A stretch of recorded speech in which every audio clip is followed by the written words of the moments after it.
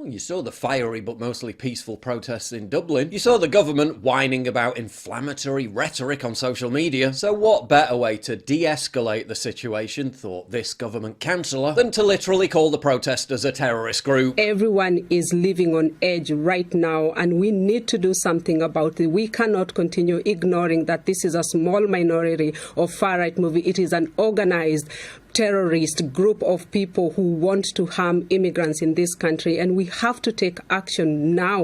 Excuse me? It is an organized terrorist group. You're pointing the finger at the Irish people for engaging in inflammatory rhetoric, getting more outraged over mean words on the internet than the horrendous incident that caused all this in the first place. And you label them a terrorist group? Inflammatory rhetoric, it's okay when we do it. Terrorist group. These types bang on all day about prejudice and the collective stereotyping and demonisation of migrants. Yet they collectively demonise 75% of the country, who in polls have said they want a complete halt on asylum seeker arrivals. They use one of the very worst things you can label someone and think it's perfectly acceptable. Well, it isn't. It's an outrage. But it's par for the course with this lot, isn't it? Conor McGregor says the Irish are right to be concerned about busloads of men arriving at night under the cover of darkness, showing up to be housed in small villages, small communities, none of whom were even told this was happening, never mind asked. No, but he's bad. His ex-posts are under police investigation. It's completely insane. I don't know who needs to hear this, but asking questions about why your country's population is increasing by 2% every single year, why it's increased nearly 2 million in the last 3 decades alone, and how this is impacting the safety of your children, how this is impacting your ability to even rent a house, how it's impacting your community and your culture, has nothing to do with terrorism. Meanwhile, journalists continue to be more outraged at this Gript editor for revealing that the child stabber was an Algerian migrant who should have been deported 20 years ago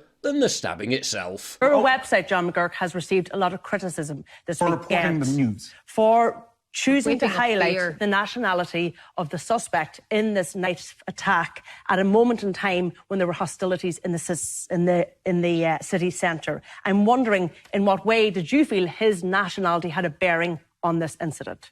it was entirely relevant because, as subsequent facts have shown, he was somebody who came here, was given citizenship after being issued with a deportation order, and has never, according to Sunday Independent, worked a day in his life. It is relevant because of what happened with Joseph Puska, what happened in Sligo with Yusuf Palani. It is further relevant, I would say. I mean, it's fascinating that I'm being asked this question because no one is saying the story was untrue.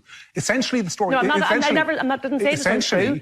I asked you what its relevance was. Essentially, the position now seems to have gone from, we're worried about misinformation and disinformation, to all of a sudden you can no longer report true information or you're whipping up fear. And so I would question, you're a fellow journalist, we're discussing journalism, I would question you, what power do you have, Ciara, or any journalist have, to decide what fact the public should or should not know? I'm not saying that they have. I'm saying what journalists do have, John McGurk, what they do have, John McGurk, is responsibility. That's what journalists have. Not to overheat an already not to overheat situation. or inflame an already hostile situation. That's the responsibility journalists also have. What your essential position is that you, as a journalist sitting in that chair, should decide what information the people watching this programme have, and if you decide that they can't handle it, you don't give it to them. In this case, the information was true, it was relevant. Okay. Truly incredible.